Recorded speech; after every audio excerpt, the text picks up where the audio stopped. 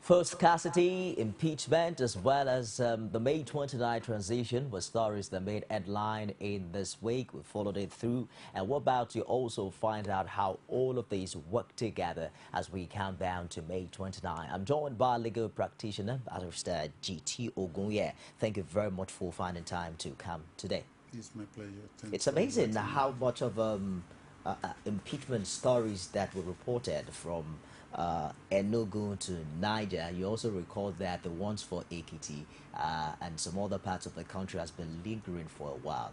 Why the haste? Why would the House of Assembly want to impeach a governor 2 to 3 weeks to hand over?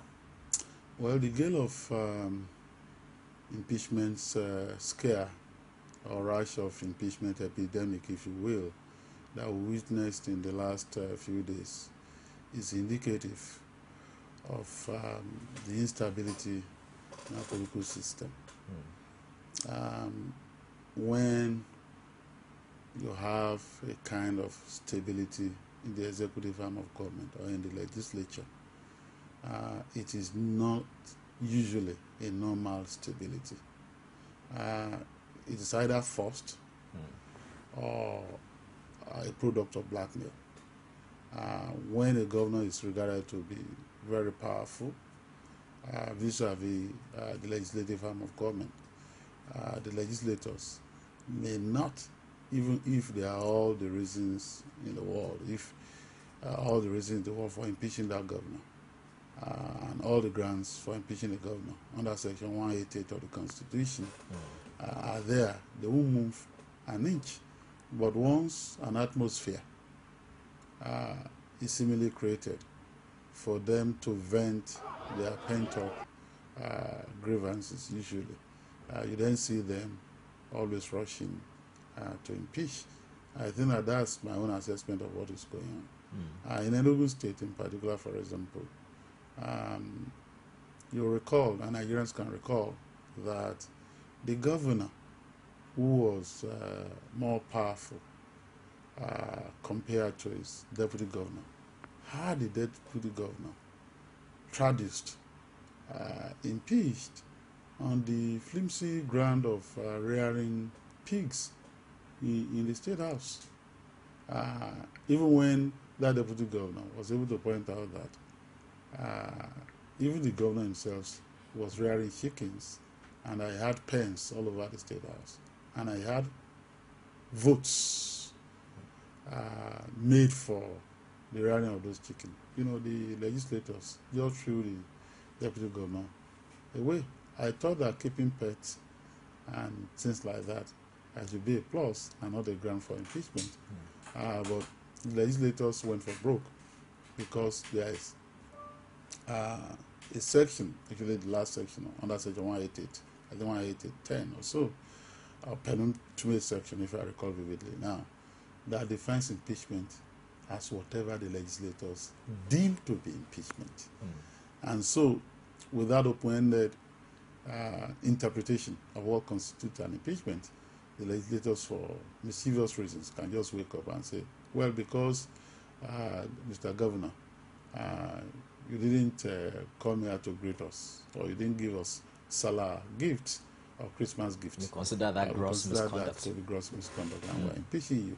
And once they have the numbers, the judiciary may then be hard put to then start wondering whether that could indeed constitute an impeachment. So what we've seen from Enugu to Niger to Ekiti and elsewhere, you know, is that impeachment, rather than being used seriously, and before this time, Adamawa and Nasarawa, where there was an impeachment scare before it was botched, impeachment, rather than being used as a veritable tool for obtaining political redress for the people, of course actuated by the representative of the people, the legislators, to bring a governor to political justice. Impeachment in this climate has been used largely and historically as a tool of setting scores as a tool for political vendetta. If you go back in time to the Second Republic, you recall that Governor Barabe Musa of the old Kaduna State was impeached by an NPN-dominated legislature for doing nothing. The only crime, if that could be regarded as a crime, was that in a country that was then under the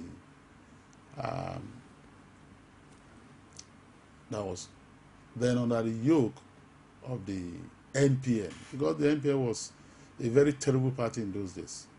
Truly, they were rigging elections, they were doing all sorts of things. They were taunting Nigerians, and they were telling Nigerians that Nigerians weren't poor because they weren't eating from the dustbin yet. There was nothing they didn't say. It was the days of Rice Amanda, the days of contrast camps and all that.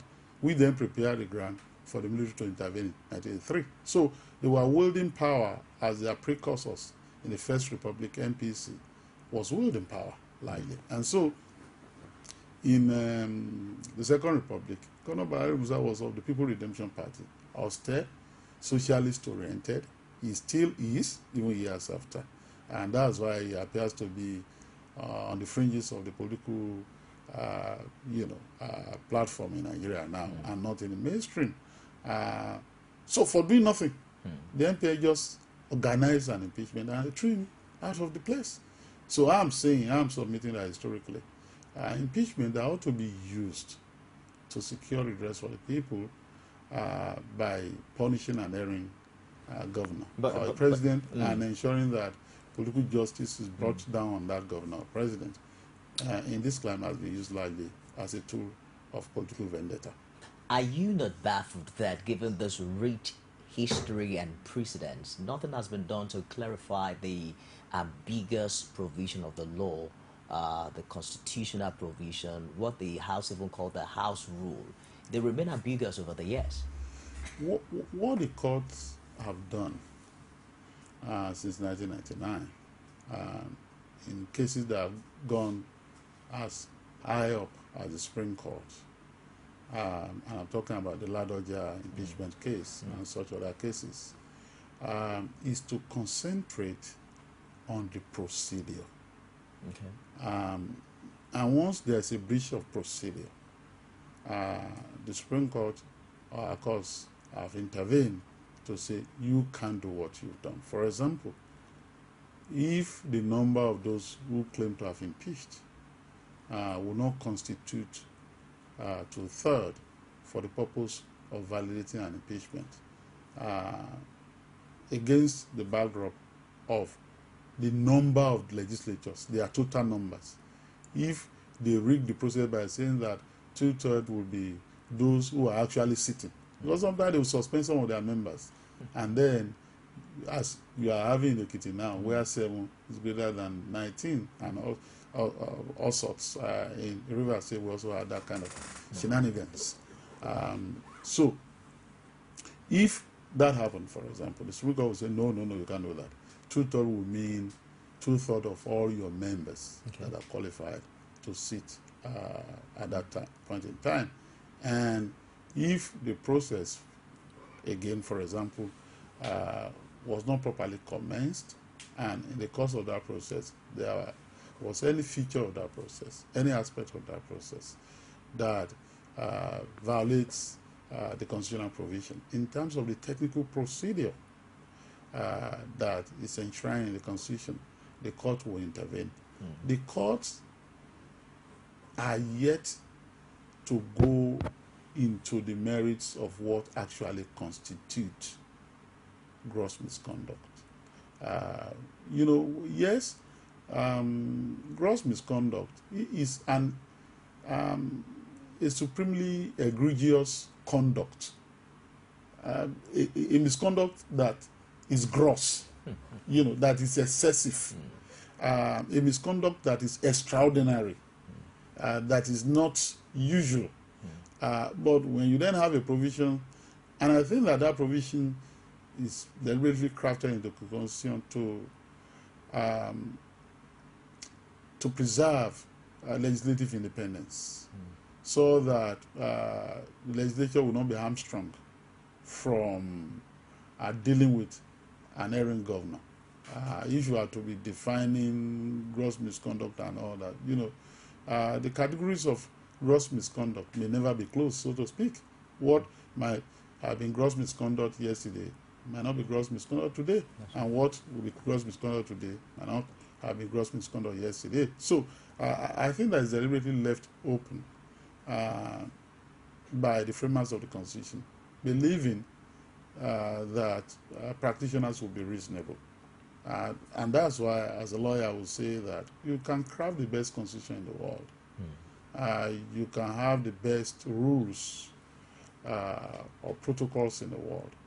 Once those who are operating the system are not people of conscience and people who are conscionable, who understand their roles in history, who want to serve the public and do the common good, you're not going to make much progress. So, again, I reiterate that the courts, it's a technical procedure.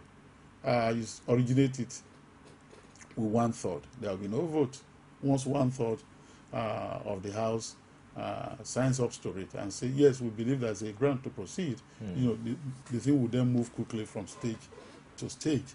But now, if you don't do that, of course, the court will intervene. Again, the court have also intervened, frown at a situation whereby people will just go to one hotel, i.e. D-Roven Hotel, and say that, they are impeaching or, doing all sorts of mischiefs as, they are wont to do. In identifying the reasons for all of these in years past, some have talked about impunity on the side of the executive, overbearing attitude of the House itself. But how do we achieve independence of this arm of government called the legislature? Because oftentimes when you record peace, it's probably the House is a rubber stamp of whatever the executive decides. And the moment the House acts otherwise, then you start hearing stories of impeachment flying, here and there. How do we achieve independence of this legislature, especially as we enter into a new administration? Now, historically, people have made this argument, although I must say that I don't believe that that argument alone is what is responsible for the arguable weakness of the legislature vis-a-vis the executive branch of government. And that argument is that, well, the executive had always been there since the First Republic, even when we didn't have the legislature, even when we had military interregnum, we always had a military executive, a military presidency. But that the legislature, our life had always been cut short by a military intervention. The first target of the military usually is the Constitution, suspend certain provision of the Constitution, and then the next target is the dissolution of all legislative bodies, and then they remove all the governors, and then they replace the governor that they are just removed, and then they have an aberrant body called Supreme Military Council, or Armed Forces Ruling Council, or Provisional Ruling Council as their own legislative arm. So the argument has been that for all this while, the legislature had not been allowed to grow. And so, coupled with the fact that at the dawn of every civil rule, you then had a militarized presidency, so to speak, or an executive, that the legislature will always not fare well compared to the executive, in that kind of situation. But in the prevailing circumstances, my assessment of this seeming weakness and this usual inability or incapacity to find their voice when it matters most against the excesses of the executive is that, one, those who are voted into the legislative arm of government, in most part, are self-centered, self-seeking people who do not appreciate that truly they are the representative of the people, and that they should uphold the principle of separation of power, but also the principle of checks and balances. They do not understand these functions very well. And so they are more focused. They are more preoccupied with their own emoluments, the perquisites of office, what they can get constituency allowances and things like that. And so when you are that busy, focusing trivialities, inanities, and frivolities, and things that will line your pocket, you cannot. And in the course of even being so focused, you also get so vulnerable, because once you've corrupted yourself, you cannot in good conscience look at the executive and say, hey, serve as check and balance stop, at that stage. you can't perform that. Just let me hold you for a minute. So, let's take a commercial break here. When we come back, we'll also talk more as regards all of these issues. Stick around in real way. Any tribe that rules has solid rules. Rule number 1, friends stay close. Friends in the tribe, stay closer. Feel me? Rule number 2, in the tribe, you always know what's up with Facebook, WhatsApp, VB, and Twitter. Guess what? It's free.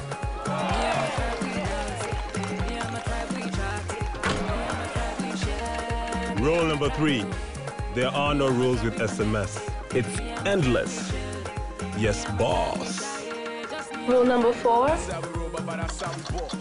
enjoy very long conversations with that special someone. Enjoy endless connections to your friends with free calls, free WhatsApp, Twitter, Facebook, and BBM. You also enjoy up to 200% bonus on your recharges to call all networks. Migrate now by dialing *312# and start a live endless connections. Airtel, the smartphone network.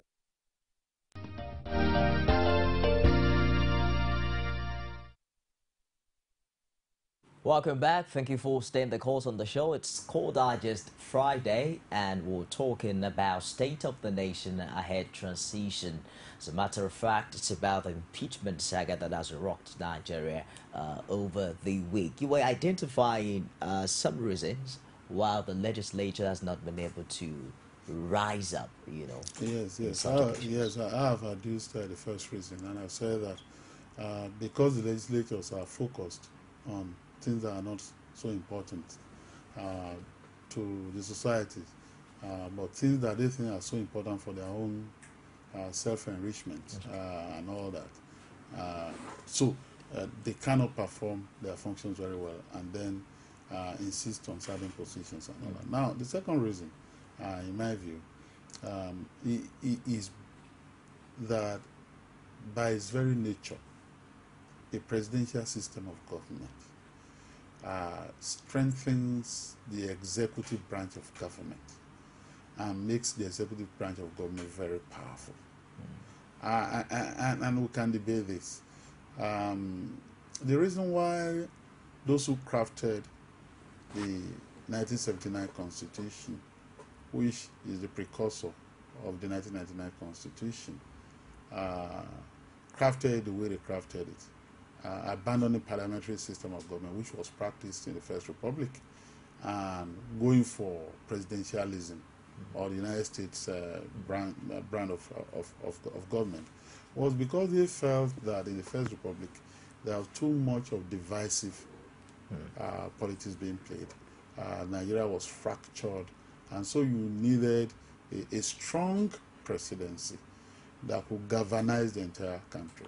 A presidency whose constituency will be the entire country, as distinct from a prime minister who will represent, say, as Tafawa Balewa did, one place in Bauchi, or as Chief Obafemi Awolowo did, one place in Remo Land, in the National Assembly. Yet he was the leader of opposition. And so the presidency then came on as a very strong body, and at the state level the state executive branch also becomes very strong. And so when you look at the duties excuse me, that are outlined in the Constitution to be performed by a governor, at the plenitude of those powers, these are the singular power of the legislature to just legislate and pass resolution, you will then see that whereas that adoption of presidential system of government was meant to serve Nigeria for the good, it could also be exploited for the worse in Nigeria. And so we've seen it exploited several times, where the governor sees himself more or less as a king rather than as a democrat, and as just a governor who is there. Again, when you look at, excuse me again, when you look at legislators individually, who may tend not to see their collective strength, individually coming from the constituencies and all that. I want to compare them to a governor that has a statewide constituency. The legislature may just see themselves as, in terms of powers and functions, inferior to the governor. And so, with the authoritarian intolerance of many governors around here, who would rather say that, I'm the governor, and you are not the governor, so don't try to play governor when I'm the governor here. And because of the excesses of governors, the abuse of the rule of law, and all, I mean, a governor at the level of a state, if that governor is from the ruling party, has access to the police, can control the police, you can use the police to block the house, you can use the police to harass even members of the legislature in the state. Okay? The police in that state is not owned by the community, and that's why we've consistently, all these years, argued for refederalization of the police force, where every state will have a police, every local government will have a police, like county police. Nigeria is a federation. You can't be having a federation and be having a unitary police. It's contradictory in terms. And so when you have that, and you have, say, for example, a state police service board, and the chairman of Khan in that state is a member, the sheikh of the mosque is a member, community leaders are serving on that board. So they own the police. The people own the police. So the fear of a governor even misusing the police will not be there. So that kind of police cannot be used to terrorize political opponents, against whom you have some grudges and all that. Indeed, we've seen it happen in our climate. So there are other reasons that we see. But what is important is that moving forward, our legislature have to understand, our legislators have to understand that the legislative arm of government is a very important branch of government. It's a very important arm of government. We have 3 arms of government. It's indeed the first arm of government. Why? Because before you proceed to do anything, there must be a law. So the second arm of government is the executive, who executes the law, and the third arm of government is the judiciary that interprets, that look at the 2 arms and see how they are conforming to the rule of law, how they are observing the provisions of the Constitution. So if the first arm of government really does not know what its powers are and what they need to do as the representative of the people, it will be bad. And that's why a democracy is called representative government. Representative government. So if you have representatives that do not know why they are representing, that do not understand that those being represented have issues, they have aspirations, they have concerns that have to be articulated and addressed very clearly. In the life of a legislature, of course, you won't get that things done. Unfortunately, largely, politicians in this part go into government with a mindset of, at the end of 4 years, what's going to be my balance? If I'm going to government with 1 million naira, so at the end of 4 years, so I need to get richer, and I need to get richer by building a war chest. So unless you change that mindset, a lot has been said about how we are going to demonetize politics and so on. The last election that we had, for God's sake, on all sides, Nigeria was literally awash with money. You can't spend that kind of money and then say you won't either steal from public till or unduly favor yourself and your party people to get the big jobs in order to recoup. And you then say it is legit. So we have to award contract. And the contract award system says that you can make 25% profit.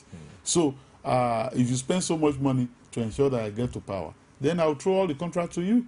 So that over time, the 25% interest that you can make, or profit you can imagine you can make all the profits, and then recoup. So those are the big issues here, and we really need to look at it from that perspective.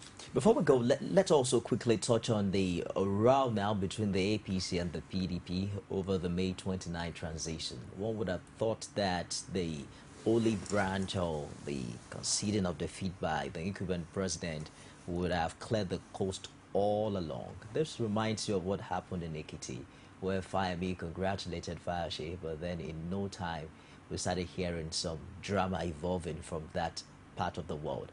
But what really is the legal provision for transition at this time? It's not a matter of legal provision. There's nothing in our constitution that defines the powers and privileges. So there's nobody breaking any law here? Powers and privileges of an incoming administration that they have to shulk up in the period of transition, and the power and privileges that a receding government will have to lose in the period of that transition. What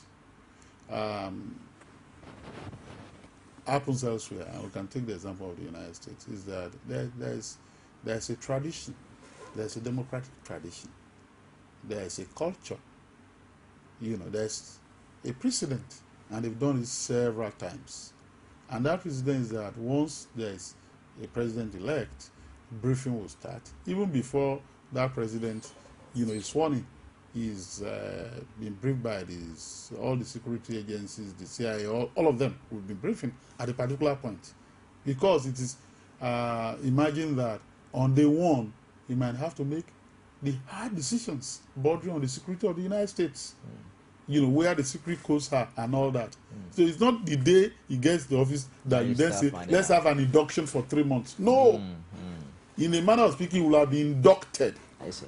Apart from being expected to be a statesman by his own right, maybe he's a member of the legislature and all that. He's familiar with the nuances of government and traditions and all that. He will have been inducted before that day. Now, in our own situation, this is the first time since the First Republic that a ruling party will be losing power to an opposition party. And so this learning curve is novel to us. We've not been here before.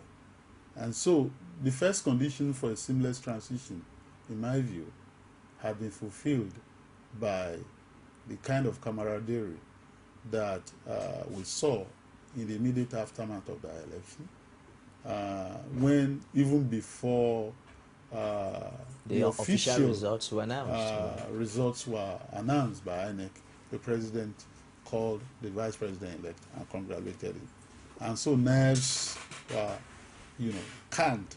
And so we didn't have post-election violence in the manner and scale that the world thought we were going to have it. So we didn't have that kind of thing.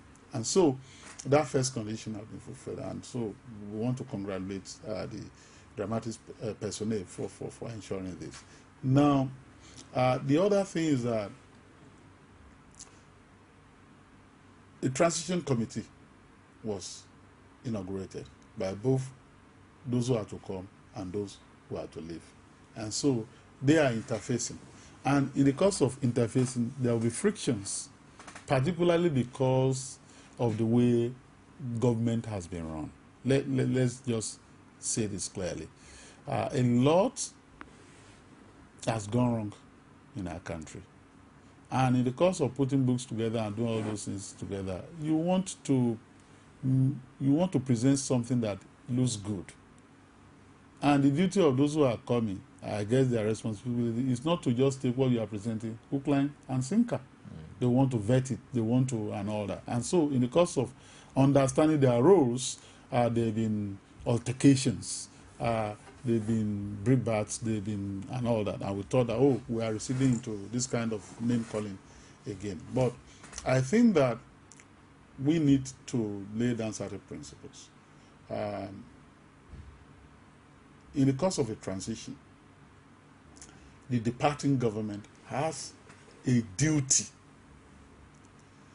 to carry the incoming administration along ahead of the handover. It can't just be that, okay, just go away. When we hand over to you, you start working. I've heard the presidency say that I'm still in power. No, we don't need that kind of thing. So they have a duty, and so that we then have a seamless transition, because the presumption here is that they serve in Nigeria and not themselves. That number one. So that even if you are to be dealing with the running and management of a company, not even a country, you know, the management of that company will do well to put all their books together, auditors report, everything, so that the new person will now be taking through all this before the new person start working. Point, now, really? second, but quickly, just let me also make this point. However, even in the course of this transition, I have observed that certain errors are being committed. I see. And not many people have remarked this, maybe because of the euphoria and all that. The president-elect has been receiving a lot of visitors, many of them Nigerians, many of them even from the opposition party, who are now aligning themselves to the success story of the APC. No problem. Your news intro this morning to this program still feature one of them. Ohaneze Ndigbo paying a courtesy call on the president and making a demand, including asking him to reserve the office of the SGF for the Southeast. You know, all this part of politics, okay. However, when diplomats and heads of foreign delegations and missions in a country start visiting the president-elect and start discussing policies with him ahead of inauguration, that's a breach of protocols. And unfortunately, all of them they are looking at this, but you know, it's true. That's because you see, yes, government. because you see, that person is yet to assume the toga of the president, is yet to be vested with the power of president of Nigeria. And so when you see diplomats go to a president and start discussing policy, even in one of the newspapers, the Chinese went there, and then with the photographs and all that, they started discussing rail, how they are going to do rail and all that, the prototype of that rail, whatever. And I just look at that, I shook my head. But you see, Nigeria is what it is because people who should know and talk and say, no, you can't do that. So that these people don't even think that we don't have the onions. We don't have what it takes to even govern ourselves. That we don't have governance etiquette. You know, so that they won't look down on us, because certainly you can't do this in their country. However, because of the way we manage our affairs, we've wittingly or unwittingly placed ourselves at the mercy of the international community. Remark here that even before the election, Kerry came here to talk to our president and the then challenger, Major General Muhammadu Buhari, to keep the peace. And Kofi Annan was here, you know, everybody was here, you know, asking them to sign pacts, treating them more or less like school children, you know. So we are where we are. And of course, during electionary, they also come here to say we are international observers. We are the one to comment on whether your election is free and fair and all that. And when elections are being conducted in the United States and in England yesterday, they will have their result this morning, I guess. So how many international observers are taken from the EU to go to there to go and observe whether and issue a statement on whether the election is credible or not? So we are where we are. We want to be in a better place in the Committee of Nations. I want Nigeria to be a country that all of us really, really will be proud of. And I think that by and by we'll get there if government is used as a bulwark for uplifting the people rather than as an instrumentality for holding the people down and enslaving the people. Before I let you go, they say government is a continuum. Have you been able to identify certain projects, certain policies thereabout that has to be continued, you know, by the incoming administration? Well, there are many things that the current administration has done that will have to be scrapped. And I guess that the current administration is already getting jittery by giving or offering gratuitous advice to the incoming administration. For example, in the last 2 or 3 days, they've been called by the National Electricity Regulatory Commission and the President to say, and the Minister of Power to say, please, the GENCOs and the discos that we sold, don't reverse it and all that. They sold this thing to themselves. And so we don't have power anywhere. But they want the government to say, yes, we won't be taken seriously. We sold these things. BP had done this job and all that. Don't reverse all those things. But I guess that there are many things that will be reversed. Now, as to, I also give you an example. When you are a president and you then go and create 12 universities and you say you are bringing university education to people down to the grassroots, who told you that that's what we needed in this country? As an education policy, including citing one university in your village. I mean, if Obafemi has cited the University of Ife then in Ikene, you know, this kind of thing is what rankles. Okay? When we have universities that are literally being destroyed, they are not being provided for. They can take more students. OAU can take, Obafemi University that can take 100,000 students. UNILA can take more. The UNN can take more. They have vast land, they have everything. And, you know, but just as we did with Nigeria itself, when we started creating states, and now states cannot pay salaries. When we started atomizing states, I've used this word consistently, we started atomizing tertiary education, creating universities that will not be able to stand the test of time, and creating multiple bureaucracies for university and administration, and shooting up overheads. Where you are supposed to have one vice chancellor, you now have 12. Where you are supposed to have one registrar, you have 12. Something really is wrong with us. So there are several things that have been done that will have to be scrapped, clearly, but on what should be preserved, there should be some things there that are worthy of preservation. Certainly, oil subsidy is not one of them. You have to refine your products here. And this has been said over time.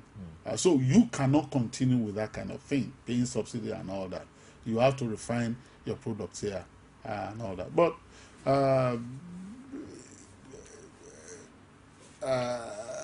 there's something that this incoming administration will have to think about seriously, and I will just anchor. And that's the issue of the Oronsai Committee. The incoming administration has said, look, the Constitutional Conference was a waste of time. We aren't going to look at it. I think that the incoming administration should look at it. Because even when you object to something, it's commonsensical to study what you object to in order to strengthen your objection to that thing. And make your objection more rational and more persuasive. We learn every day. So you can't throw away something and say, we're not going to look at it. I would advise the incoming administration upon coming in to set up a committee to look at that report and say, if we spend money on this and there are recommendations, what recommendations can we make use of? There are certain recommendations that are very useful. Not in the way they are mouthing it and using it as a campaign gimmick, but recommendations that have to do with shrinking the cost of governance. I'm all for it. So when I married this to the Oronsai Committee report on how we're going to reorganize our bureaucracies, our public service, because we have replications of agencies. You can't believe it. And I think Guardian did something beautiful about 3-4 days ago on this. You know, the offices that have to be filled, the parastatals, the agencies and all that. This one Nigeria we've created is bizarre. On practically everything. you have an agency that draws on the national budget. And so it is no surprise, therefore, that out of the 4.3 trillion budget that we have this year, 80% of it, over 80% of it, is committed to servicing bureaucracy, cost of governance, and paying salaries. So if you use 80 naira out of 100 naira that you earn every year to just feed, to pay yourself and all that, then what will you have on the side to develop? So I think that that's something that this incoming government will have to look seriously into moving forward. Thank you very much, Barrister, for joining us on the show today. Before I let you go, the expectations on this administration, the incoming administration, is pretty high. How long? Well, many are saying it's not an impossible task for them, but how long do you expect to start seeing the changes that they have promised? From day one. You know, there are certain changes you can effect from day one, and there are certain changes that we are seeing now. When the president-elect said, look, my security details, this is your daredevil way of driving and terrorizing people on the roads. Please don't do that. You know, that's the kind of thing that I want to see. There's some people have said, no. That's how Muritala died, because he was obeying traffic lights and all that. No, don't do that. We love you and all. But the point is that there's certain changes that speak to the form of government. They don't even be about the essence of government, the form of government. You know, how government should conduct itself, how government should run, and so on and so forth. If you have a president that is visiting somewhere and you have 200 jeeps SUV on the road, for what? For what? It's so wasteful and irresponsible. So you can do that. You can say, I have 11 jets in the presidential fleet. I'm not going to have that kind of thing. So there are certain things. And so when you do those things that are not even very important in the larger scheme of things, you will very early in the day infuse confidence in the people, inject confidence in them, and mobilize them to support you so that you can achieve all those your objectives and goals, you know, that are bigger than those little forms. Very insightful. Thank you very much for finding time to come on the show. I've been speaking with Barrister JITI OGUNYE, policy analyst, joined us today on Core Digest. Thank you for coming. Yes, my pleasure. Thanks so much. And that wraps us on the show today. Of course, Core Digest Extra will be coming up 9:30 tomorrow, and that will also bring in some other sectors of the economy that we've not covered in the course of this week. Stick around for the Business and Economy show coming up at the top of the hour. I am Nifemi Oguntoye. Thank you for joining us. Now watch Core TV News live from anywhere in the world on our website www.coretvnews.com. Click on Live TV on our website and watch us live. And welcome to Core TV Primetime Days. To follow us on Twitter, click on Twitter icon on our website. And Facebook, click on the Facebook and YouTube to see all our previous news production. You can also watch us live on YouTube. Click Core TV, leave a space, then News. Core TV News, a 24-hour news station.